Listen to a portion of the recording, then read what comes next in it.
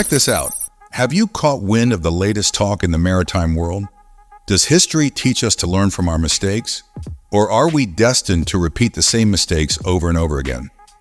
Well, we're going to find out, because there's a buzz about Titanic 2, a modern-day remake of the original ship gearing up to relive the fateful journey of its predecessor.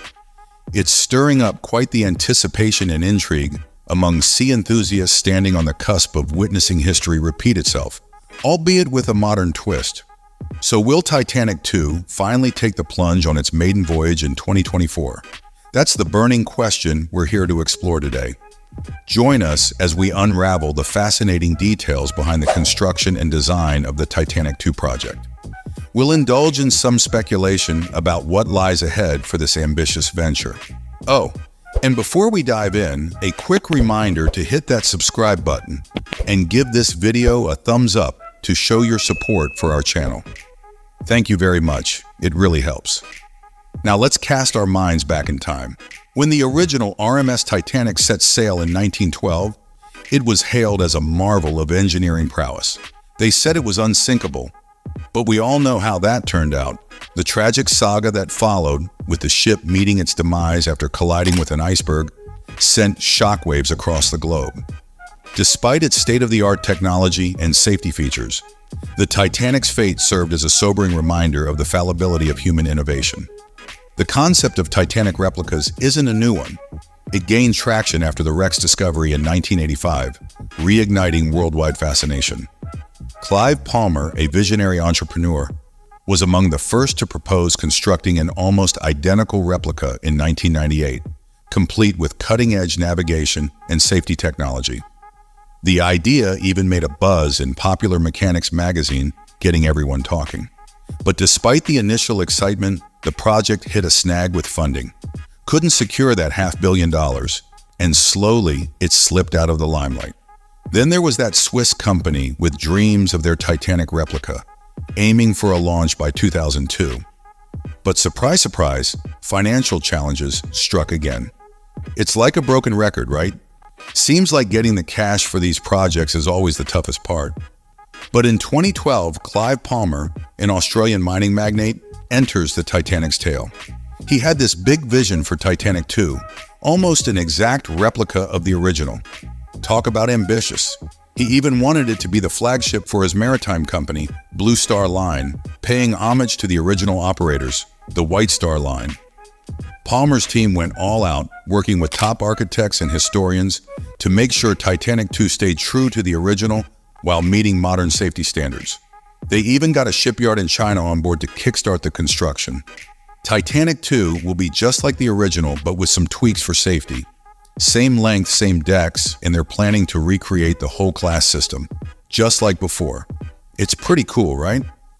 Like a trip back in time with all the comforts of today. Let's just hope they can navigate the financial waters better this time around, right? When it came to the design of Titanic 2, they weren't messing around. They wanted to recreate those iconic public spaces like the dining rooms, lounges, and that grand staircase with absolute precision. But they weren't stopping there. They planned to give the staterooms a modern makeover, adding things like air conditioning and private bathrooms, luxuries that weren't common back in the day. And there's another upgrade.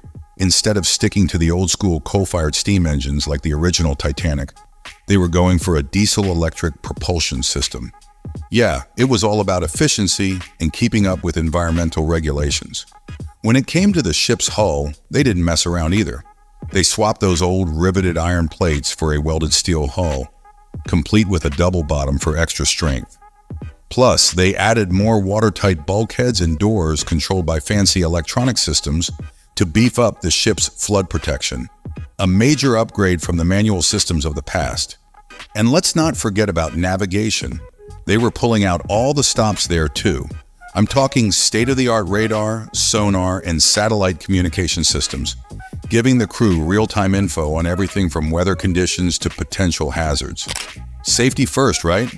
Oh, and lifeboats? They weren't skimping on those either. Titanic 2 was planned to have many more than the original 20 lifeboats, including both traditional ones and modern evacuation systems ready to go in case of an emergency. But despite all the effort put into replicating the ship, Titanic 2 ran into its fair share of challenges. Money was a big one. With a project this massive, costs were estimated to be between $500 to $600 million. And while Clive Palmer wasn't short on cash, even he had his limits. Then there were the skeptics, people doubting whether the ship would be safe enough for today's standards. And with Palmer's involvement in various controversies, including some messy business and political scandals, it didn't exactly help the project's image. So as promising as Titanic 2 sounded, it seemed like it might end up joining the ranks of ambitious projects that never quite made it off the ground. Guess we'll just have to wait and see what happens next. So Titanic 2 had its fair share of challenges. But while that was happening, another project quietly popped up in China. But get this, they weren't aiming to recreate the Titanic as a functioning ship. Nope, they had something different in mind. A static museum and hotel paying homage to the original's historical legacy. The idea was to create this full-scale replica smack dab in the middle of a 7-star international cultural tourism resort. Imagine stepping back into the early 20th century, experiencing everything from the grand dining halls to the intricate staterooms. Now, financially, they took a different approach. Instead of relying solely on private investors like Titanic 2, they got funding from a mix of local government interests and private investors, banking on China's booming domestic tourism scene. But as with any big project, there were controversies. Like when they announced they'd simulate an iceberg collision. Yikes. That didn't go down well, sparking a swift backlash and ultimately leading to the simulation's cancellation. I mean, it's one thing to remember history, but that seemed a bit too real, you know? Construction kicked off in 2014 with high hopes, and for a while, things looked good. They even shared images and plans that got people excited. But like many ambitious ventures, they hit roadblocks, delays, financial issues, you name it.